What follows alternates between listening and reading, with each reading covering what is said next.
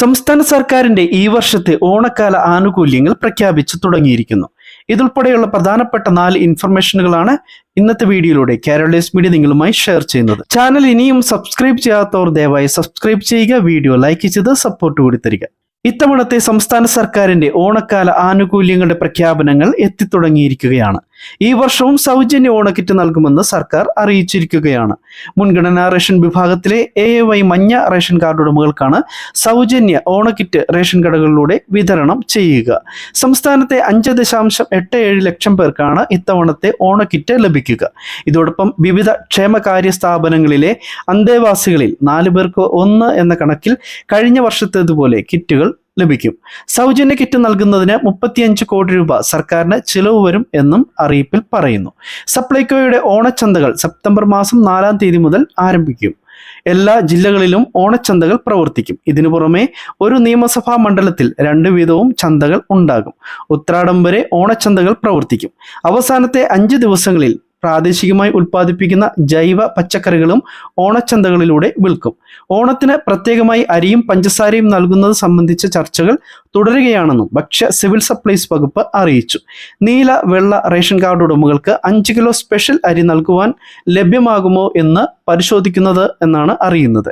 മഞ്ഞ ration card ഉടമകൾക്കാണ് special പഞ്ചസാര ലഭ്യമാക്കുക. സംസ്ഥാന സർക്കാരിന്റെ ഏറ്റവും വലിയ ധനസഹായ വിതരണമായ ക്ഷേമ പെൻഷൻ വിതരണവും സംസ്ഥാനത്ത് ഓണത്തോടനുബന്ധിച്ച് ഉണ്ടാകും. നിലവിൽ മാർച്ച് മാസം മുതൽ എല്ലാ മാസവും കൃത്യമായി ക്ഷേമ പെൻഷൻ വിതരണം സംസ്ഥാനത്ത് നടന്നു വരികയാണ്. കൂടാതെ കുടിശ്ശികയായിരിക്കുന്ന 5 മാസത്തെ ക്ഷേമ പെൻഷൻ തുകയിൽ 2 മാസത്തെ ക്ഷേമ പെൻഷൻ തുക ഈ വർഷവും 3 മാസത്തെ പെൻഷൻ തുക അടുത്ത വർഷവും നൽകുമെന്ന് മുഖ്യമന്ത്രി നേരത്തെ തന്നെ പ്രഖ്യാപിച്ചിരുന്നു. ഇതിൽ ഈ വർഷം നൽകുമെന്ന് പറഞ്ഞ 2 മാസത്തെ കുടിശ്ശിക തുകയിൽ 1 മാസത്തെ ഗഡു ഓണത്തിന് മുൻപ് വിതരണം ചെയ്യുന്ന പെൻഷനോട് ചേർത്ത് നൽകും. അതിനാൽ ഈ ഓണത്തിനും കഴിഞ്ഞ വർഷങ്ങളിലെ പോലെ തന്നെ 3200 രൂപ സംസ്ഥാനത്തെ 60 ലക്ഷത്തോളം പെൻഷൻ ഗുണഭോക്താക്കളുടെ അക്കൗണ്ടുകളിലേക്കും കൈകളിലേക്കും എത്തിച്ചേരും. ഇത്തവണ സെപ്റ്റംബർ 15-നാണ് ഓണം ആഘോഷിക്കുക. പെൻഷൻ വിതരണം ആരംഭിച്ചാൽ അക്കൗണ്ടുകളിലേക്ക് 3-4 ദിവസങ്ങൾക്കുള്ളിൽ പെൻഷൻ വിതരണം പൂർത്തിയാക്കാനാകുമെങ്കിലും സഹകരണ ജീവനക്കാർ വഴി വീടുകളിലേക്ക് പെൻഷൻ വിതരണം പൂർത്തിയാക്കുന്നതിന് 2 ആഴ്ചയോളം സമയം എടുക്കാറുണ്ട്.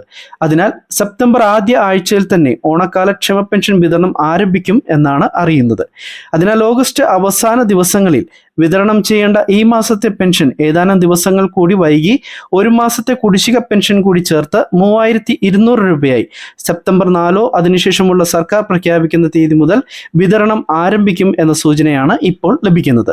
സെപ്റ്റംബർ മാസം അവസാന തീയതിക്കുള്ളിൽ സെപ്റ്റംബർ മാസത്തെ 1600 രൂപയുടെ വിതരണവും ഉണ്ടാകും. സാമൂഹ്യ സുരക്ഷാ ക്ഷേമ പെൻഷനുകൾക്കൊപ്പം മറ്റ് നിരവധി ക്ഷേമനിധി ബോർഡുകളിലെ നാളുകളായി മുടങ്ങിക്കിടന്നിരുന്ന പെൻഷൻ ആനുകൂല്യങ്ങളിൽ 1-2 മാസത്തെ തുകയും ഓണത്തിന് മുമ്പായി വിതരണം ഉണ്ടാകും.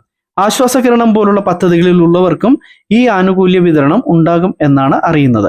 സർക്കാരിന്റെ സാമൂഹ്യ സുരക്ഷാ ക്ഷേമ പെൻഷൻ ലഭിക്കുന്നവരെല്ലാം ഓഗസ്റ്റ് 24-ന് മുൻപായി മസ്റ്ററിംഗ് പൂർത്തിയാക്കുവാനും മറക്കരുത്.